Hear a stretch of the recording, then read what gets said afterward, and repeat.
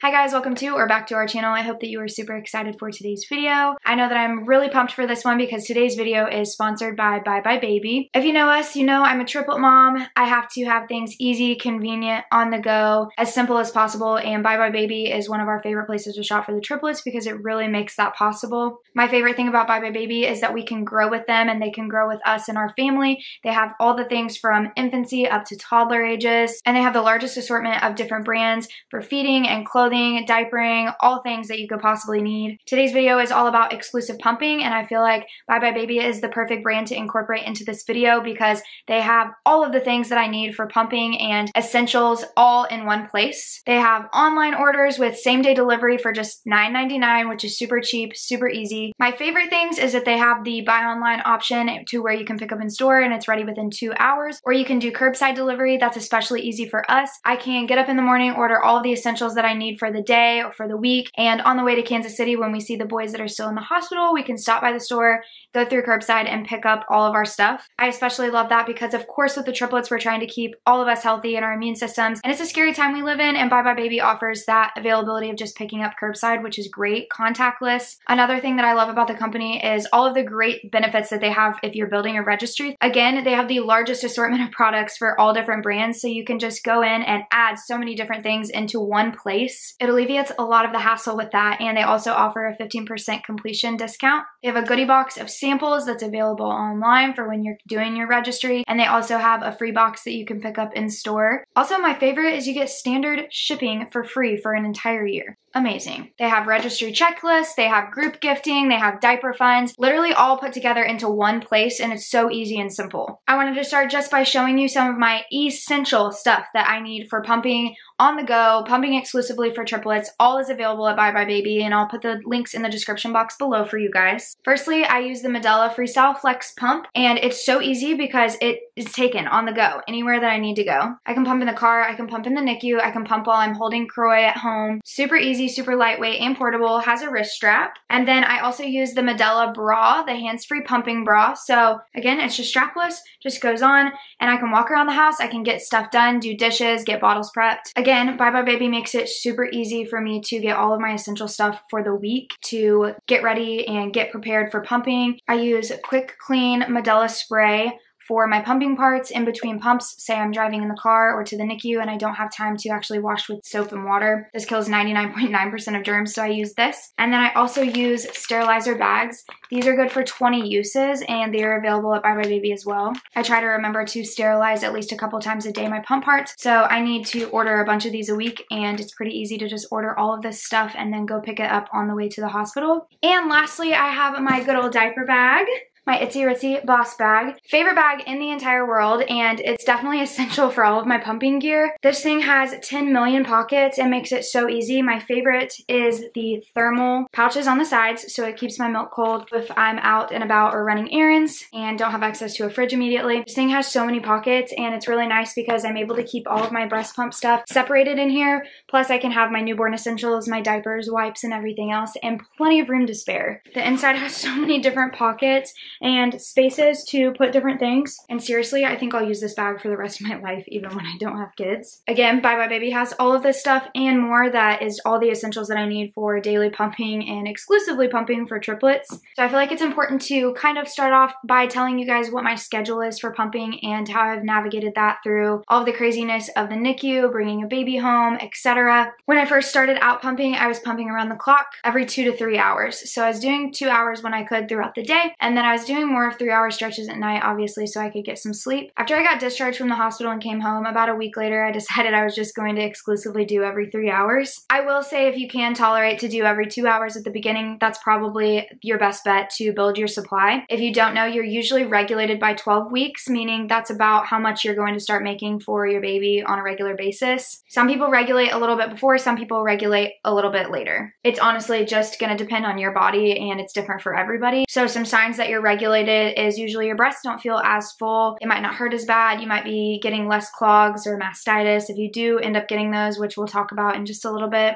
I also noticed that I stopped leaking so much I leak way less now that I've been regulated than I did before when I was constantly leaking. I do think that the hardest part starting off when you're pumping and starting your pumping journey is the pain that you experience through it all, but I promise you it really does get better. I was in pain pumping for the first like month or so, almost quit like 10 million times, but it really does get better. If you're starting off pumping and you're watching this video, I promise if you can just keep pushing for about 4 to 6 weeks, then you'll really get into the point where it's a lot easier and it doesn't feel so much like a chore all of the time, if that makes sense. So again, pumping every 2 to 3 hours until you're regulated is really essential to building that supply. I also recommend that if you are trying to increase supply that you do power pumping, which I will get into in a little bit, but I did that a lot my first 12 weeks of building supply. I think having a portable pump is probably the top tip that I have for you guys. Being able to portably pump, especially if you have a baby that's coming directly home. With me, it was a little bit easier since the triplets were in the NICU that I didn't have babies at home that I was having to care for. Now that Corey is home, it is a little bit more difficult and my pumping schedule has had to adjust just a little bit so that I can sleep more throughout the night. I feel like having a hands pump or at least a pump that you can portably take around, such as the Spectra S1. I know that that's a very popular pump. I do love my Medela Freestyle Flex. I have found that it's comparable to my Medela Symphony, which was the hospital grade pump that a lot of hospitals will allow you to use, especially if you have babies in the NICU. I know it's a pretty common pump in the hospital. I suggest if you're switching from a hospital grade pump to a different pump that you do a test run and kind of trial it.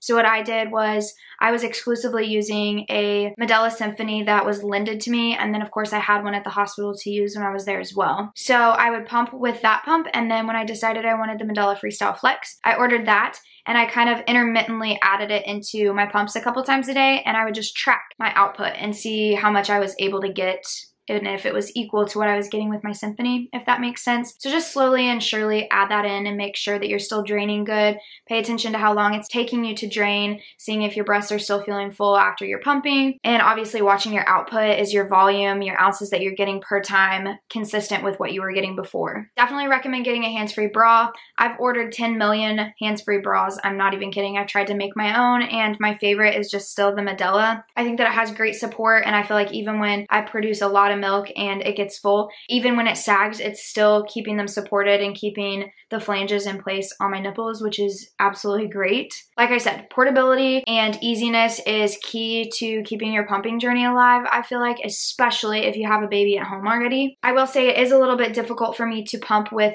the Medela Freestyle and also hold Croy, but it is possible. I can do chest to chest and have him in between the tubing, if that makes sense.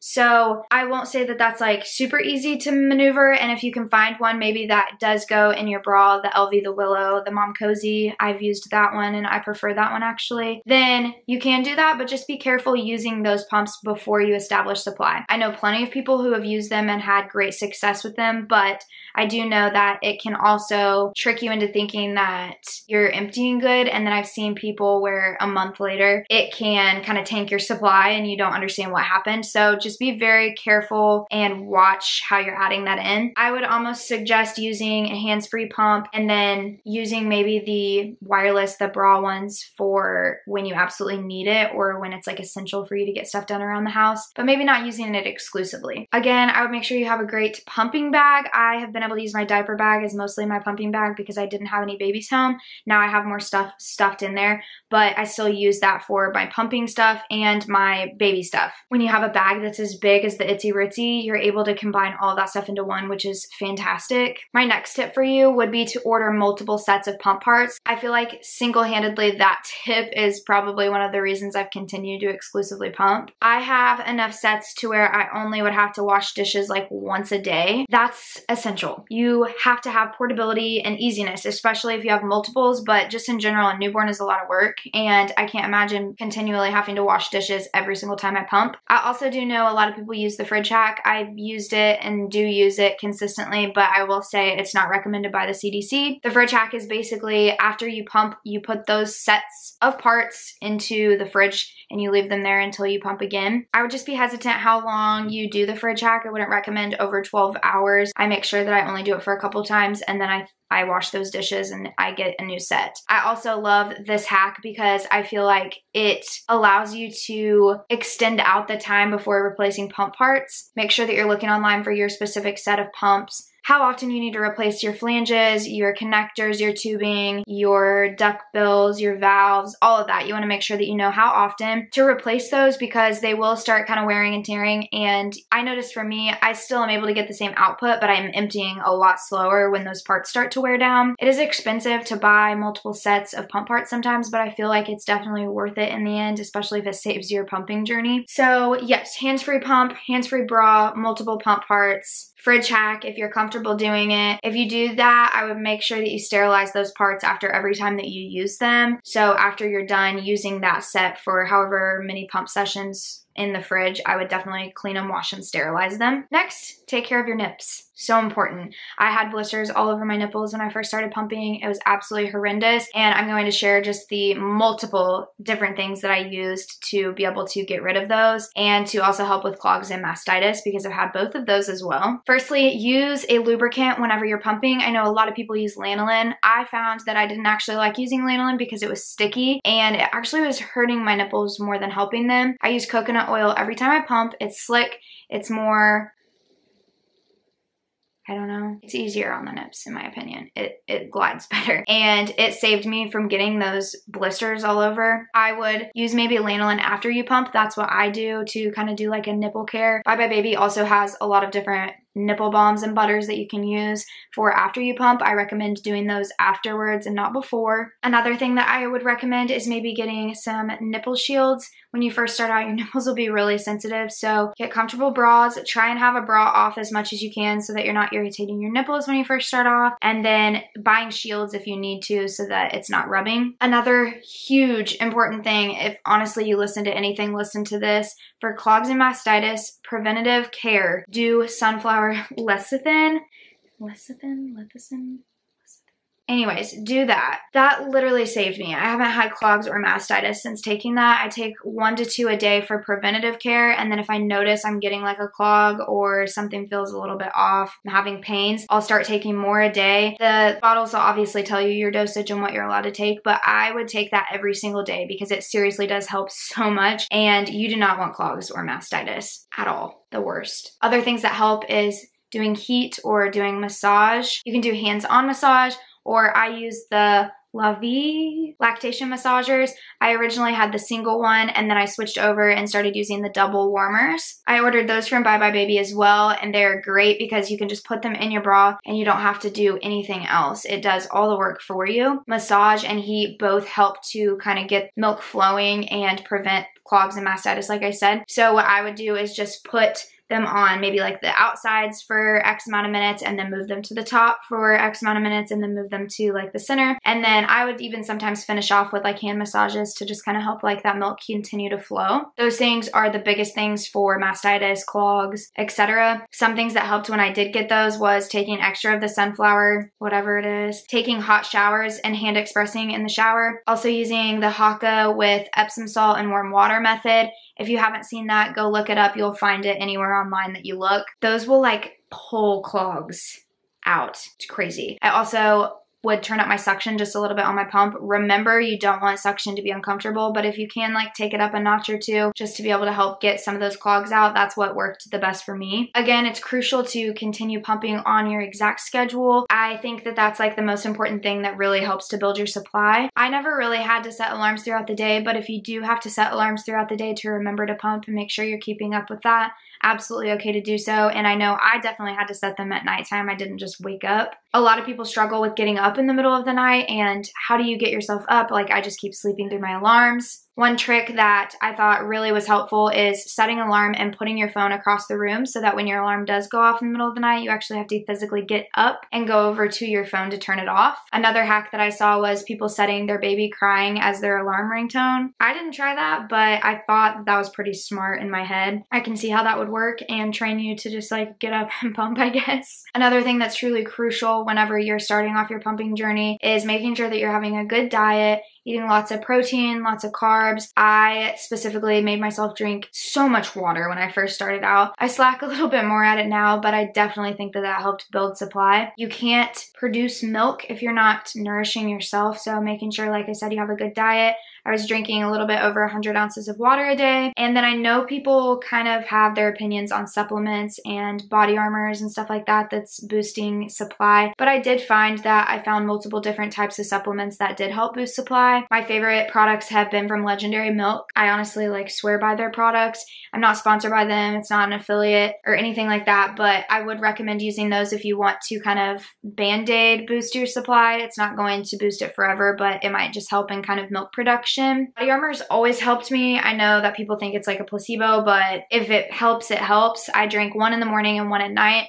I would recommend maybe trying to do the light body armors because they don't have as much sugar, much better for you. I've seen people suggest blue Gatorade. Oatmeal definitely helped me. The pink drink from Starbucks, all sorts of random stuff. So I feel like it's honestly just what makes you feel best. If you think something helps your milk supply, then do it. It's not gonna hurt it by any means. I know a lot of people say to take fenugreek, but fenugreek is make or break. It can either really increase your supply or really decrease your supply. And I personally just wasn't willing to attempt to try it because I was scared of which person I would be. I worked way too hard to get my supply up to risk dropping it clear down to that, especially with having 3 babies. I know it is hard for new moms to try and fit pumping into your schedule day to day. That's why the portability, accessibility, the easiness comes into play, why I feel like that's so important when you're pumping. I'm able to pump in the car with my pump, or when we're out in public, I can go into the car, into the bathroom and pump. It's not ideal, but it does work and it is possible. If you're comfortable pumping in public or just covering yourself, you could even pump at a restaurant. It literally doesn't matter. It's all up to what accessibility you give yourself. The other thing that really helped me increase supply was power pumping, which I said that I was going to talk to you guys about.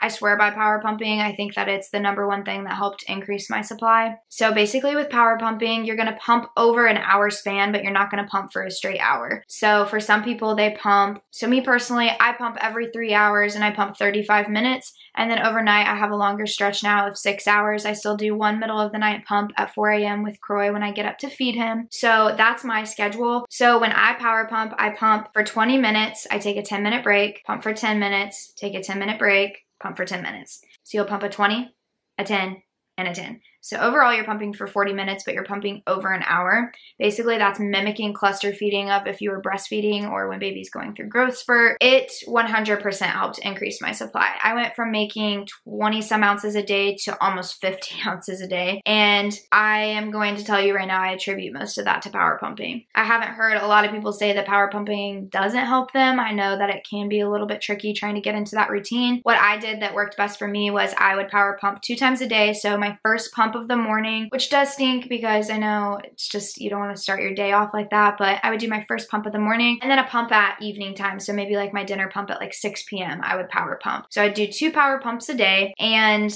I saw a huge increase in supply after about a week of doing so. I know some people say you only need to power pump for a couple of days to see an increase in supply. I personally would power pump 1 to 2 weeks with that schedule. So power pumping twice a day for 1 to 2 weeks, and I would see a really big increase in my supply. Say you power pump at 9 a.m. and you're supposed to pump again at 12. So even though you're pumping from 9 to 10, you still want to pump again at 12 because pumping is all about supply and demand. Of course, at first it's like getting into the rhythm of it, but you have to empty your breast to make more milk. If you're letting milk just sit in your boobs, your body thinks that you don't have to make any more milk and your milk production is going to slow down. That's why it's so essential, like I said, to pump around the clock every 2 to 3 hours whenever you are not regulated. A lot of people ask what we do for storage when I'm storing my milk. Basically what I did up until the boys started coming home, now I have a baby home, so it's a little bit different, but I basically was just pumping everything into bags. So I was pumping and then dumping into bags and deep freezing them. So what I do, and I feel like most people standard do, is freeze your bags laying down. I saw a cookie sheet, like a pan hack that I really liked. So you basically would pump for the day or however long, and you lay down your milk bags on the pan and line them up and then put them in the deep freezer or freezer like that. It lays them flat when they freeze. That way you can store a lot more in a smaller space. I feel like that's way easier than trying to freeze them in bottles or freeze them standing up, or honestly any other method. This is just what has worked best for me. What I do now that Croy is home is I pump and I prep like 2 bottles at a time for him with the milk that I just pumped, and then whatever's extra I deep freeze, and I kind of just continue throughout that process through the day. I get like 1 or 2 feeds ahead with each pump I do. and then just deep freeze the rest at the end of the night. I know some people don't have enough to deep freeze, and that's totally okay. Any amount of breast milk you're giving your baby is amazing. I was able to exclusively pump for the triplets for 5 months before I had to supplement with formula, and that was just because there's 3 of them. They got bigger, and I did see a decrease in my supply after I regulated. That can happen. I've also seen people have a decrease in their supply around 4 months. I'm not sure why that is. Also, whenever your period returns, you'll probably see a decrease in supply. It's totally normal to be stressed out about your milk supply and want to increase it, but at the end of the day, just be gentle on yourself and remember it's a full-time job. It's so hard to pump and keep on a schedule and take care of your baby and take care of yourself. So give yourself some grace. If you miss a couple pumping sessions here and there, it's fine. It's not the end of the world. If you can't build a 6,000 ounce freezer stash, it's fine. The very last thing that I wanted to show you in this video is how I keep track of how much I've pumped. The only reason that I really decided to do this was because whenever my pumping journey is up, I want to know exactly how many ounces I pumped for the boys and just be able to have, you know, that milestone saying this is X amount of ounces that I was able to give to them. So I use the app called Baby Connect.